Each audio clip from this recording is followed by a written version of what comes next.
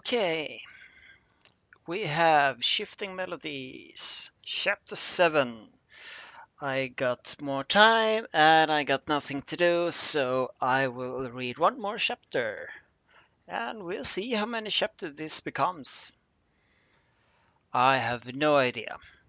This chapter has about 9,764 words. Shite. Okay.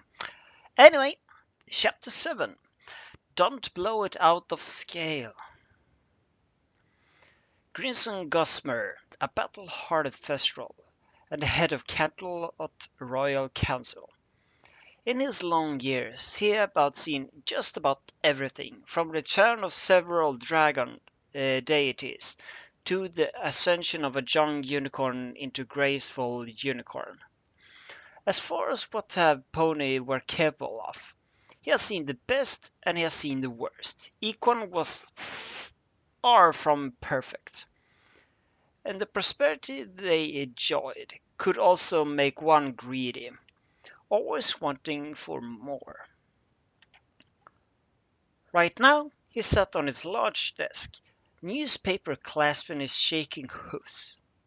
It told of a report that had made front page of the brutal murder of a burning of a winged equine in guard armor. The thing was, if there has been a Pegasus, the innate magic would have made them little resistant. They would have been burnt feather found. There was only one of the species of winged equine, and that particular race was only one was in Las Pegasus. But it couldn't be true. There's no way something like this could have happened.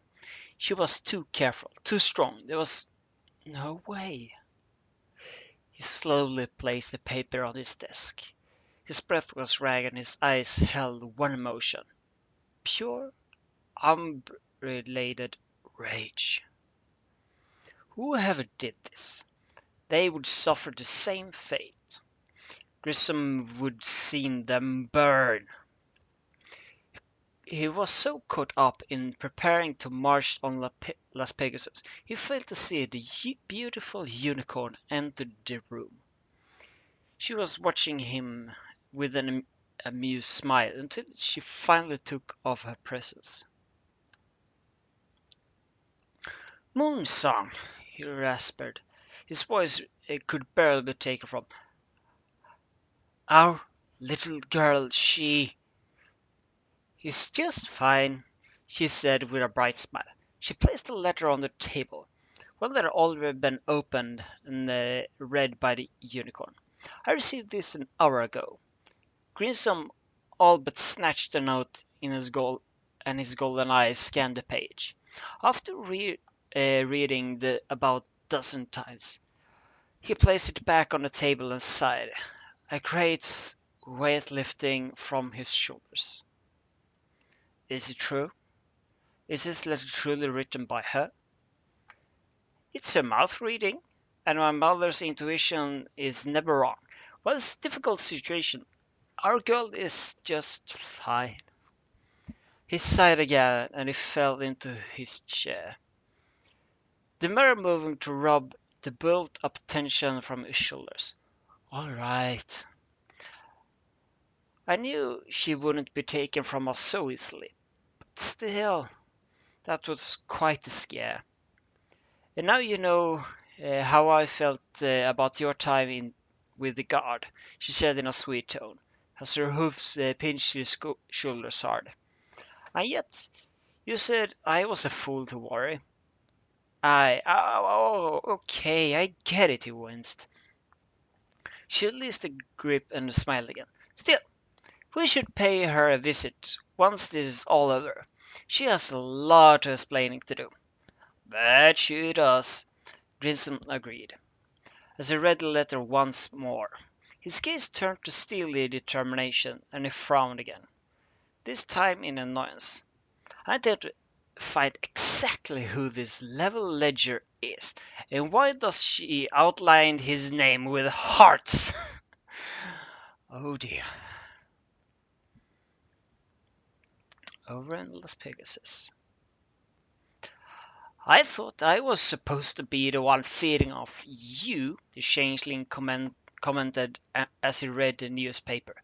Yet when I come home and you think I'm not looking, you're the one that attaches yourself to me. I have no idea what you mean, Midnight said as she clung on his back. I was all taking a nice walk on the ceiling. I just happened to walk as I felt getting down. Pure coincidence, nothing more. That was 5 minutes ago, Ledger replied, not taking his eye from the paper. You could just come out and say you want to cuddle, rather than just try and sneak them in. But my way is so much more fun, she pouted and then whinnied. Come on, cut me some slack. Being dead is so really boring. So it's being paused every hour, Ledger returned, then turned the page of the paper. Gets boring and predictable. Though if you asked nicely, I could return the cuddle.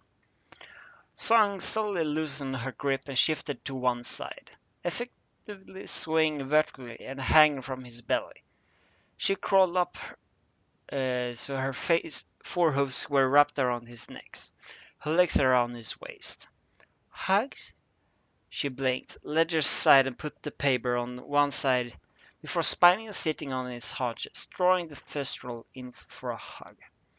Fine hugs, he returned, holding her close and basking in the sensation. Told you that the hugball cannot be denied. She never failed to surprise on how warm he was, despite the thick chin. Letter. Dear Mom and Dad, if you're reading this, then don't worry. Besides, you may have read, I'm totally not dead, just pretending to be dead. It's a long story.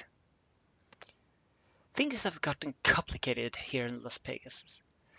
At least, trust me when I say I'm doing this for every good reason. The life of a friend depends on it. So, Daddy, please don't do anything rash.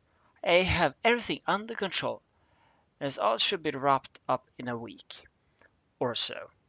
Honestly, being dead is fun, like a vacation, only I'm stuck inside. And Mummy, make sure that Daddy listens to this letter and doesn't do anything rash anyway. I'm counting on you to keep him in line.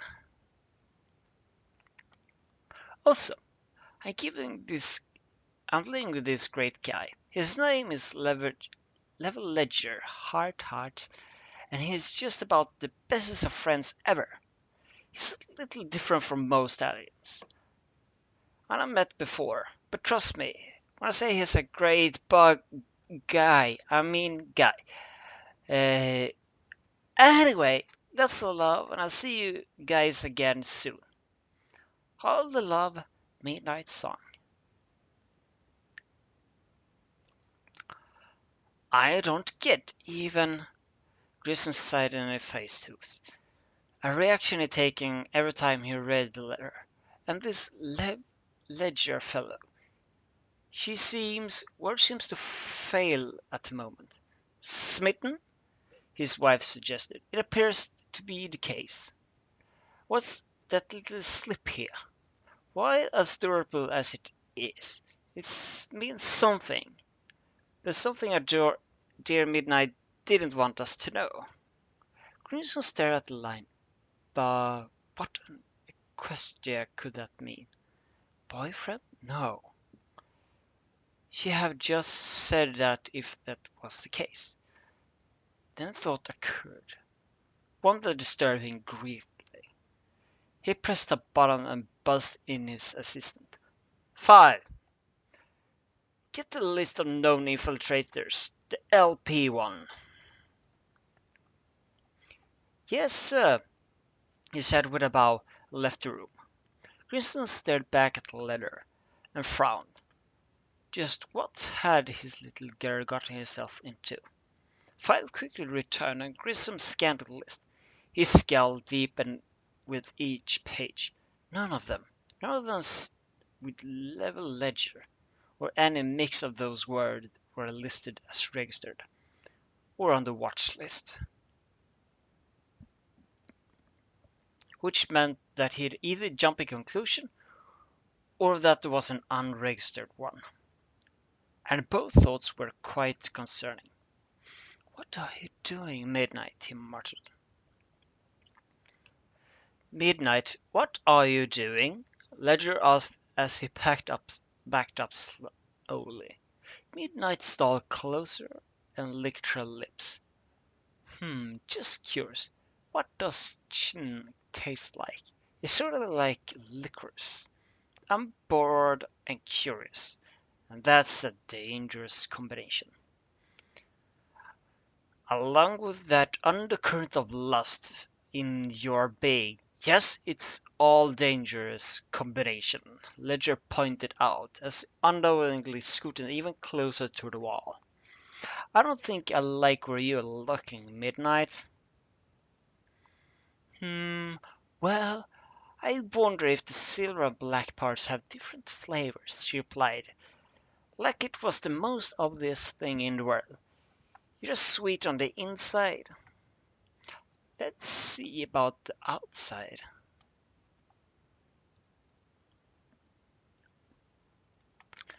Ledger's flank hit the wall as he instinctively turned to look, making a foolish mistake, taking his eyes off the thestral mare for even a second. By the time he turned back, she was already in the mid-leap, hooves outstretched ready to taste a changeling. Until the door opened interrupted her trajectory. The thestral slammed in it painfully. Captain Narrow walked in, sparing a glance at the dizzy bat. Should I be wondering what that was all about? Fortunately, during her moment of distraction, Ledger redonned his disguise. She just got cabin fever, the now unicorn said. So, what's up? Did you break quarantine? Now looked at him. Was that Flash right now? Well, whatever. It's just tall. Well, it appears she has been up to something. Our guards reported lots of activity at Central Warehouse earlier today. Do you have any idea what she might be up to? Central activity. Ledger purses his lip. Before his eye widened and he cursed. Something in Griffin seemed appropriate. Oh, that bitch. There she kept the fall. She's moving them because we damaged her network too badly. Captain, if you can stop that cargo at all, I suggest you do so. You may not be able to tie it back to her, if I know her, but if you be able to reunite those families, then we have to move fast, Narrow said. If we do this, our hooves have been forced and there will be no going back. You may not have a work to go back to after this, Ledger. No, there's a plan, Ledger said mid-whirling. There's always a plan. Have a Pegasus fly over to catch sight of the logo on the boxes. They weren't her logos, but they are shell companies owned by her. You can always claim you were watching them and can bust them in. I can still fulfill my role tomorrow. We can still do the original plan and this one. Alright, I mobilize a squad and move out. She gave the unicorn a hard stare and nodded. I'm trusting you on this one, Level. Is that trust being misplaced? I have to make Tal trust me tomorrow and hide all signs of anything going awry, while you pull off the biggest simultaneous bust in the city's history. I'm trusting you just as much, Level replied. If either of us fail, we're dead. Nara nodded, while she already knew as such. It's never hurt to have confirmation every now and then. She looked at the dizzy Thestral, who was slowly picking herself up. What? Who hit me? And can I hit them back? She mumbled, rubbing her head. Later, Nara said, Sergeant Midnight Song, can you be counted to keep this unicorn safe and sound, to ensure that no harm come to him should things go pear-shaped? Song allowed herself a silent giggle, if the captain knew. Still, of course, ma'am, no harm will befall him. On my blade this I swear. Hmm, good girl. Nara nodded. As long as Midnight was watching over him, she could direct the rest of her troops without having to worry. All right, it seems I have a lot to do. Best of luck tomorrow, you two. The door closed behind the captain as she left, and this time Ledger made sure it was locked before sighing and dropping his disguise again. Well, that was a close one, he observed. Midam nodded and licked her lips. Now, where was I? Granting me mercy, Ledger weakly attempted to lie his way out. Peter chuckled and waved a hoof. Oh, silly Ledger. That's cute. Now, hold still. I'll only take a moment.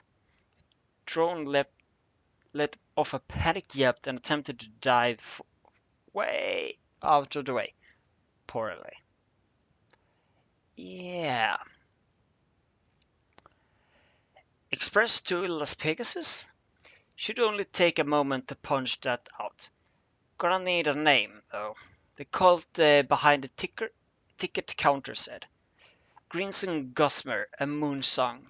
The stalwart Thestral Stallion replied.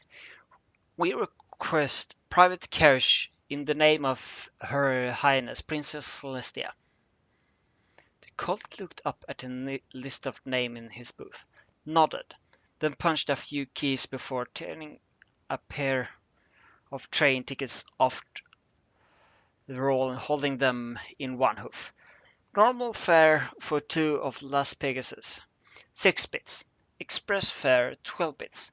Private car, that would be 18, but royal privilege cut that off entirely. Still, 12 bits. He held his other hoof out expectantly. Reason paid up and nodded to his wife, who grabbed a hold of the tickets with her magic. They headed for the train, which sounded its departure whistle after soon. So, what do you suppose is waiting for us? Moon asked her husband. Hmm. A stallion who has better have purest intention, Grinson growled. And he better not be what I think it is. The ride was blessedly short. The express train stopped for nothing on its way to the city of Sin. Within the matter of hours, the Thistral Stallion and his unicorn wife were stopping off onto Las Pegasus' platform, rotating a few joints to get the kinks out of that hours of sitting still had given them. Several stallions had taken notice and began to stare, seeing how Moonsong was simply beautiful. Platinum blonde locks against a coat that was white as pure driving snow. Then they noticed the stocky stallion Thestral next to her and decided that was suddenly much less dangerous thing to stare at. Must it be so intimidating? Song sighed as he stopped off at the platform and out to the street. They do no harm by looking, you know. This is Las Pegasus. I'll not put it past them, Grinsom grumbled. Now, should we head to the station to find our daughter? No need. Moon smiled and produced the letter. She was kind of enough to put the return address. Our dead daughter sends a returnable letter. Grinsom sighed as he checked up a map and made off to the apartment. Only she can pull something like that. Yeah.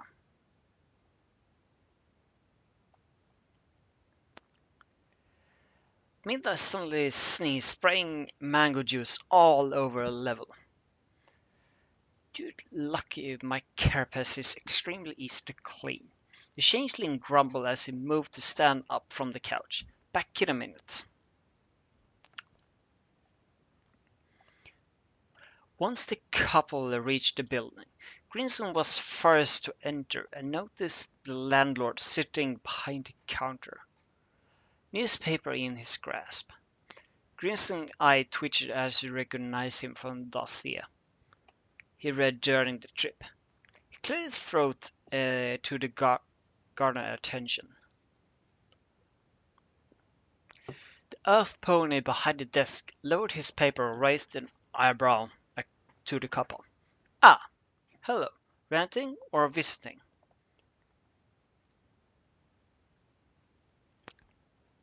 Level Ledger. Where is he? Changeling.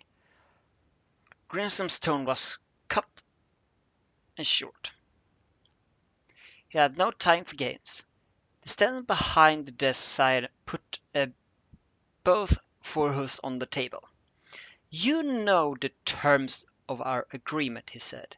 I can neither confirm, his right hoof tapped the table, or deny, his left hoof this time, that any of my tenants may or may not, right hoof, be a changeling as well. Grinson opened his mouth, but shushed by a moonsong. The graceful unicorn stepped forward and smiled gently. Forgive my husband, she said sweetly. He had a tad upset and seemed to have misplaced his manners. We're trying to find our daughter, Midnight Song, and I was informed that she was staying with Level Ledger here. May we be directed to her apartment, please? Of course you can. As I understand it, there are several excluding circumstances regarding his story, the Earth Pony said as he made a show of checking his book. You should really ask Timon about them. Get the story yourself. Ah, here we are. The landlord looked back at the unicorn, raised an eyebrow again. Promise me to keep him reined in. All will endeavor to try, Moon replied, with an ever-present smile. He's a bit of a grump, but he's a nice stallion.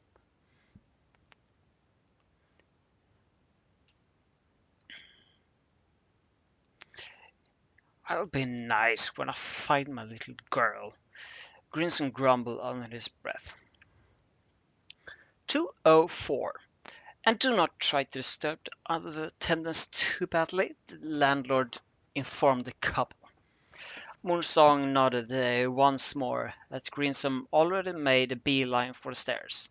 He was going to get to the bottom of this. Moonsong just sighed, hoping she wouldn't have to hide the bodies. Oh dear. Mira had retired to her room for a bit, wanting a power nap after eating half the kitchen out of sheer boredom. She just closed the door when somebody knocked on their main door, the object shaking slightly due to the loose hinges. Levin stepped out of his bedroom. the shower having only taken a moment, along with the drying, and getting more visitors in the one day than I have in 1 month before you moved in, the Ling observed before putting his disguise back on. Then he opened the door, a smiling unicorn mare greeting him. "Ah, hello, sir," she smiled. "Might you perchance be Level Ledger?" "Indeed I am," he said, with her horn already lighting up, as he fetched some ink and parchment for use to out a direct sign from anyone that might be watching him. "Might I ask who you are?" He already had an idea. Before the mare could reply, the Lord Thursville Stereo pushed past her, bouncing down on a slightly smaller unicorn Stellar. His eyes were filled with an emotion quite commonly referred as either rage or annoyance, difficult to tell. "Where is my daughter?" "I only got the news myself when she flew out.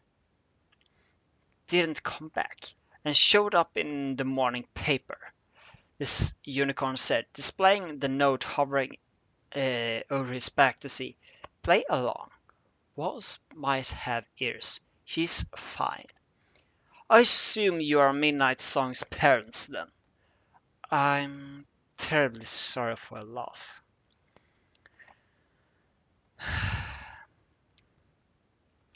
Gregson said nothing.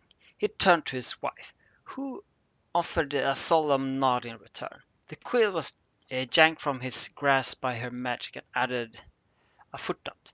Inside, I've cast a barrier. The unicorn in front of them nodded, then retook control of the quill. "That's fine, but like I said, play along. If you want to come to take her things or hear about her time with me, I would not mind too much. I'll even make a dinner for the pair of you." "That would be kind." Moon sniffed and acted. Acting was flawless. Ledger could feel the sadness emanating from her. The pair of them in the mood flipped like a switch, her horn lighting up as the walls flashed gold for a moment. "There, beta level barrier is set up," she smiled. "One of my specialties, really. No pony will hear us now." "Excellent." Ledger smirked before drawing a deep breath and putting it to test right away. "Midnight Song, arise from your grave. Your parents are here." It was a groan from her room, a sleepy Thestral walked in slowly, rubbing her eyes with a hoof. "Levo, who would you please shut the hell up?" Her eyes widened as a white unicorn spear tackled her with a hug, sending her two tumbling across the ground. "God, Mom!" Grinson had remained silenced, though his expression had softened greatly. He would have a house eventually, but right now, no pony escaped from a moon hug. And now that she's distracted, Ledger said, turning to Grissom. I'm thinking about macaroni, cheese, potato castarella for dinner," he said. "Any objection?" "I'm thinking broil the unicorn," he replied fiercely. "We have more important things to discuss right now, rather than dinner plans." He took a step forward, his scowl deepening. "Like why my daughter is classified as dead." "She can tell you about that, or we can talk about that over dinner." The unicorn stressed, not intimidated in the slightest. He had worked for Toll Taker, after all. Something like that I just outlined takes a lot of prep work. Plus, I know better than let Midnight help in the kitchen anymore. So while I do that, you can squeeze her for information. Sounds fair? Crimson sighed as he watched his daughter and wife embrace. Or she was strangling the young Thestral. One of the two. Fine. In utter level gave me a smile. All about vanished into the kitchen, leaving the family to reunite after their supported death. Ugh, Mom, can't breathe, Midnight croaked out before craning her neck. Moonsong fell let her go a smile. So, have you learned not to worry us so much? I think so. Yes. Midnight wheezed, clutching her probably broken ribs. Mr. Gas, though, he smiled as her father moved in for a more normal hug. I'm sorry you got worried. Well, it's a good thing you sent that message, Grissom said in his tone constantly bright now. I was about to ready to send the army here. Ah, love you too, Daddy, Midnight giggled, returning his embrace. And sending the army would not have been such a good idea. We have very technical plan in place. Just trust me, okay? I always have, Grissom sighed and smiled warmly. So, how does you pretending to be dead fit in with this plan?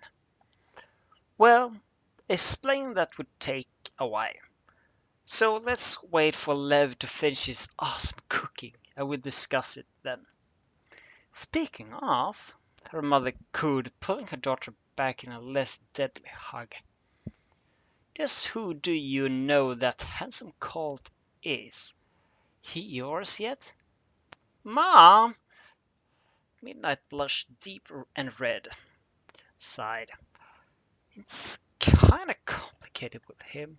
He's one of the rents of this apartment. Just friends at the moment. We have a sort out of little dilemma regarding Pegasus Air first. Then we can sort other things out. Grissom laughed at that response. Repose. Well now, this is the first time I heard about you reserved about the stallion. Maybe here's a good thing for you after all. Dad! Minard growled and pounced. The two wrestled on the floor, hissing and play fighting. While Grissom was playing, Song was trying to murder him. Ah, this brings back memories. Moon sighed wistfully as looking towards the kitchen. Oh, Legend dear, do you require an extra set of hoofs at all?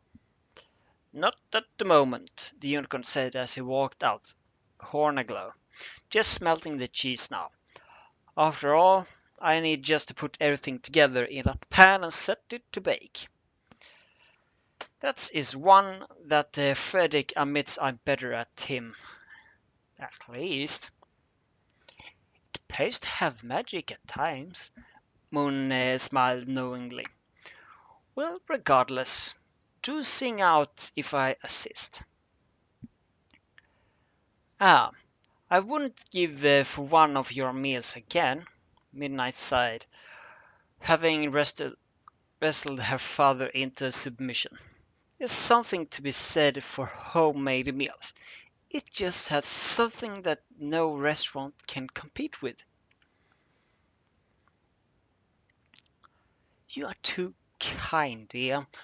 Moonsong smiled as she had a small dig through her records that Midnight had brought. She gasped as slightly she pulled out. Midnight, dear, is this my record? Huh? Oh, yeah. I saw it when I was out and shopping. I was going to show level when I had a tie, but the topic hasn't really come up yet. I see. Moonsong smiled happily. This means a lot, dear. Midnight nodded as her stomach gave a loud growl. "Urgh, level hungry!" She whinnied, her tail waggling back and forth. "The actual dinner won't be ready for quite some time," Love said, shaking his head. "But if everyone is amenable, I can prepare a small snack of fried spinach beforehand. Garlic and olive oil really do wonders for such a simple leaf." "That sounds lovely," Moon replied. "Thank you for being such a gracious host, dear."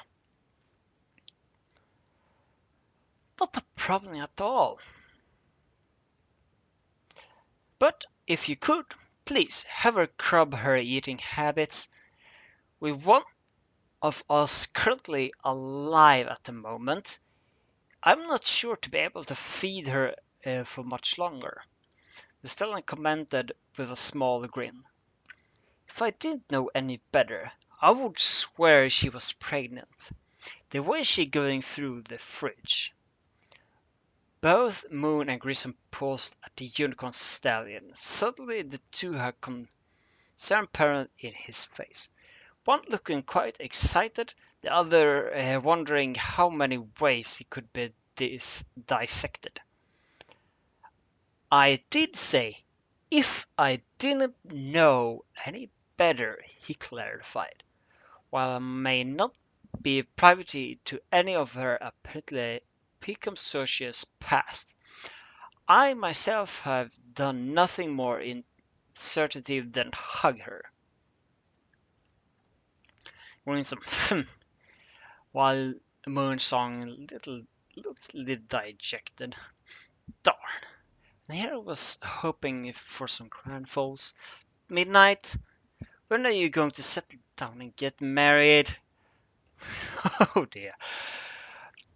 But I'm not dead," she replied back. "Besides, kinda busy with being guard, for princess and country and all that. I don't have time to get married and raise foals."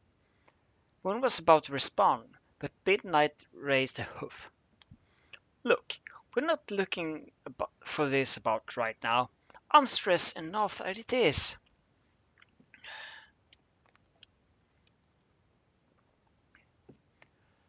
Moon sighed. Her daughter was right, of course, and she didn't want to get upset her again. "All I'm saying is that you should consider it. You're still young, but the time has a way of catching up onto you." Vida just thunked her head on through the table, the Grissom giving her a hearty chuckle.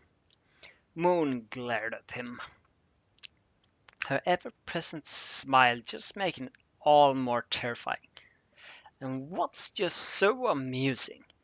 Well," Grissom chuckled, "we did tell her that her life was her decision to make, after all. We can't really argue with her from that, can't we?" Moon just pouted and Midnight nodded. She knew she loved her dad for a reason. The smell of fried spinach started to waft in from the kitchen as Level just sat there, horns glowing as he observed a family unlike, yet eerily similar to his own interaction with one another. Mina spied him out of her cordial eyes, motioning for him to come closer. "You can come in. They won't bite, I think." Mina giggled. Level chuckled before bringing 4 plates of fried greens out to the ponies and himself to enjoy.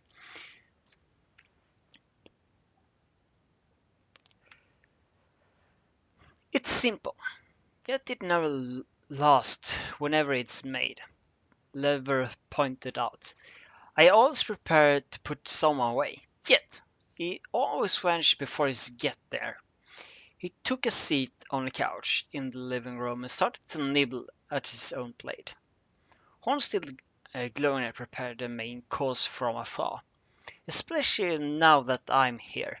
Midnight giggled, apparently quite proud of her gluttony. She took a heaped serving, only to have her food slapped by her mother.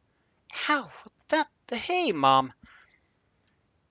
You wait for everybody else, dear, she chided, seeing as how you already eating recently. Ah, Mina pouted, knowing there was no resisting her mother's stare. Once everybody else had plated up, she finally got have to eat it.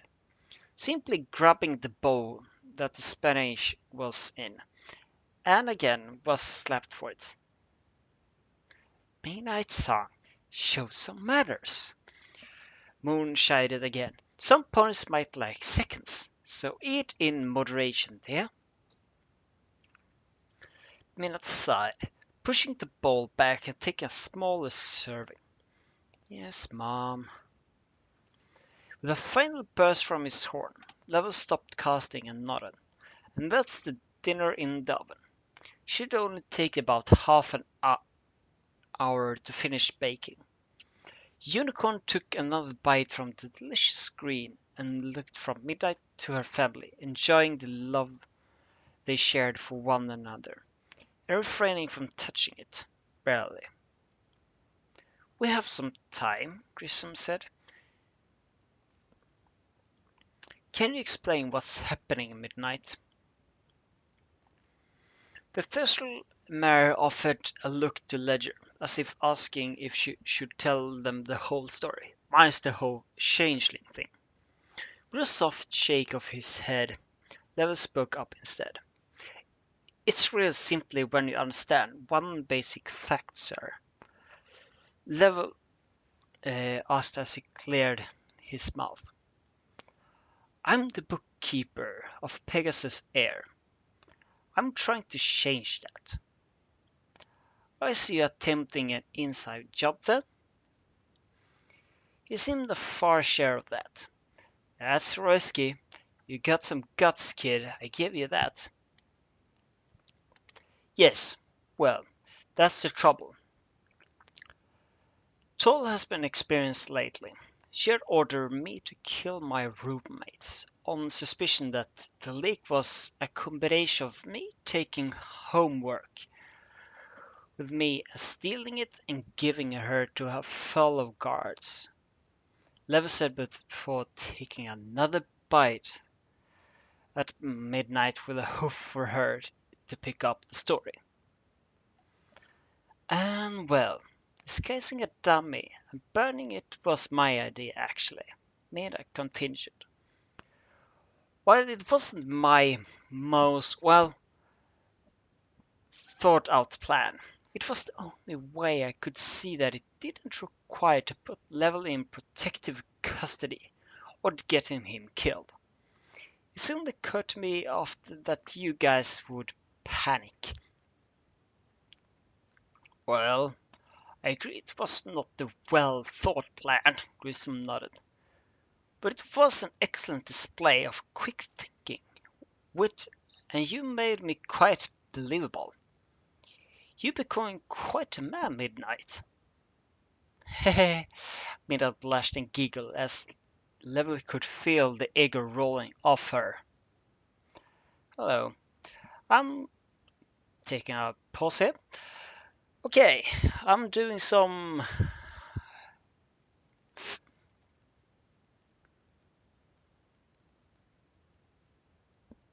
I'm reading Shifting Melodies, Chapter 7.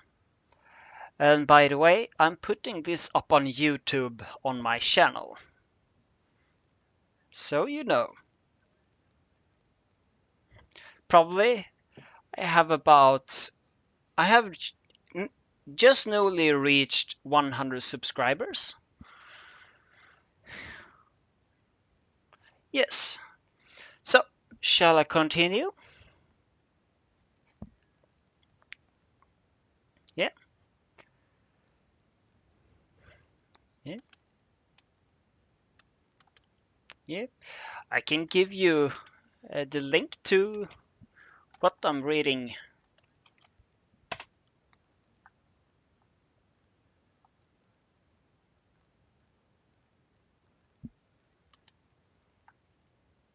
Yeah. Okay, so I'm going to continue.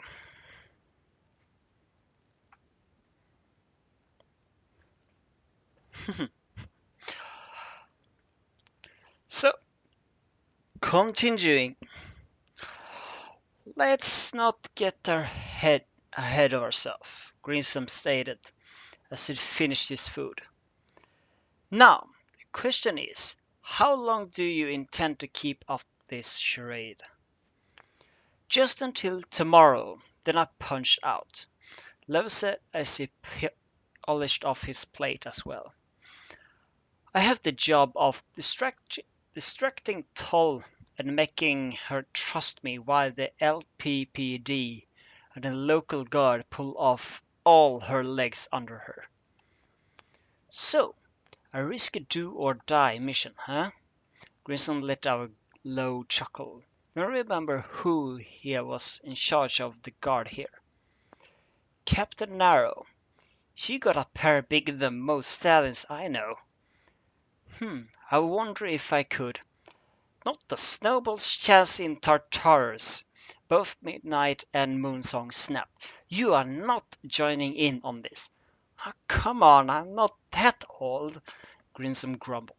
Both Mara giggled, giving him a patronizing pat on the withers.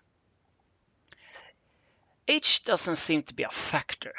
I'm observing the mares always seem to be protective of their stallions, Level said in a matter-of-fact tone. Mira doesn't like the idea of me going back tomorrow. Now if only the hives would adopt something similar. Because you're civvy, Midnight argued, not wanting to display the real reason she was worried. I have no idea what that psycho mare is capable of. Your concern is touching but ill-placed. In this circumstance, Level said with a grin that was only a touch too wide. If she was actually trying to do something, I'm more than willing to demonstrate on her all the things I know about how to mess with unicorns. Being one helps, dear, Moon nodded. But mares can be tricky, especially one with magic. And I saw her mess up a pretty decent sized stallion with a single hoof, Song argued. I'm still worried, but I'll be there to back you up. Out of sight, of course. Well then, I'm no longer worried, Moon replied with a chipper smile. You seem to have a fine guardian angel on your side, Mr. Ledger. Now, if only she would stop draping herself across my wither every other hour, I might be able to get this thing done. Ledger grumbled, but winked at Midnight. Seriously, you know how she only has one thing on me. Imagine if I could do if I'm not afraid of her anymore. That raised a few warning flags in Greensom's mind as he fell forward. And exactly what does she have on you? I will not place my daughter in danger. If I told you my secret she had on me, it wouldn't be a secret, wouldn't it? Ledger said with a smile as he logic. If worst come to past, I will deal with that bitch myself. And believe me, while I need the element of surprise in my apology fight between us, I will win. Grinsom opened his mouth to reply, but Midnight cut him off. It's all right, Daddy. I know what his secret is, and it's fine. Nothing that could or would want to hurt me. Isn't that right, Lev? True, Level said with a nod. Nothing about me could Well, no, strike that. I would never hurt you. And two, she continued, with a small smile on her, before turning to Sirius. You will not be killing Tolltaker. She will atone for her crimes in a legal manner. And I would feel rather bad about having to arrest you for murder, sweetie. Devil huffed and crossed his hooves. She deserves it. But fine. I can at least put a compulsion on her. So every time she gets close to telling my secret, she blurts out something incomprehendibly related. I hold no responsibility for what happens while you defend yourself. Errant spells are difficult to fix, especially when they appear harmless. Grinsom chuckled again. He taught her well indeed. Moon sniffed the air and hummed. A second later, the oven dinged. Aha! I believe that's your cue, dear Level. Indeed, he said as he got up into the kitchen. Not a moment later, the sound of an opening reached their ears, and the smell of something good increased. Yes, this looks just about done. Midnight, do we have enough chairs at the table? Or will half of us take the couch? He asked. Level was rummaging around for dinnerware. Well, we only have 2 chairs, she replied. Oh yeah, we need some couch time for the others. Dips on the couch with Minnie, Moon sounded shouted. Damn it, Grinsom cursed.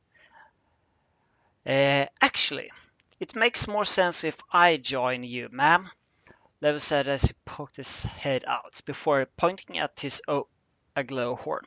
We can eat without needing to worry about the table wherever we go. True enough, Moon sighed as Grinson smiled turbulently. Mina shook her head, hoping her parents would grow up one day. Moonsong smiled and looked toward the kitchen, with Ledger subtly feeling a cool chill. We can discuss certain things then, she giggled. Ah, yes, he said with a bit nervousness, before floating 4 plates with food behind him. But first, the one really good recipe I didn't learn from Frederick. The one that he caught the best me at. The one I have been working on since I was 12. I present to you my casserole. 2 plates were put at the table. Level trotted over to the couch and made herself comfortable, with the other 2 floating along. Then the pony examined the dish. It looks like to be a block of noodles, potato bits, and cheese with fine crust on top. Macaroni boiled to perfection, scallops of cheddar, cheese melted, potatoes chopped into tiny bits and fried up with oil and herbs. Put it same baking pan, then sprinkle some breadcrumbs on it, and set the bake off for an hour. With the explanation finished, the brown unicorn dug into his food and sighed. Bina sniffed the food and a small part of her brain died while singing with the angels. It didn't take long for her to start inhale the food as her dad devoured it like a pair of predators. To any pony else, it was quite a sight, and the sound would haunt their dreams. Level snickered as he ate his own. Guess the whole tender loving care he infused the dish with worked. Also, note to self, Pony seemed to find emotion highly delicious. He cast his gaze over to the mares on the couch, to the mare on the couch, and nodded at her food. What do you think? It's quite delicious, she said, dabbing her mouth with a napkin. I must say, Level there, this is looking to be very much in your favor. So far, I approve. Delicious and filling. That's why I learned the recipe in the first place. Level agreed with a nod. Gives me plenty of energy for those late night study sessions. That becomes next morning. So, you're well read as well? Moon smiled as she continued to eat. I bet Phil has found someone wonderful indeed. It makes this old mare proud. I made it my mission to travel and learn when I was younger, which got on hold when I took that job for toll taker. He admitted, I only wanted enough to pay for rent while I read the local library. And when she twisted my hoof into saying long past that. Søren was mostly gone by now. For all his control, even he felt like eating quickly. If only tried to stop the Thesral from raiding his kitchen for more.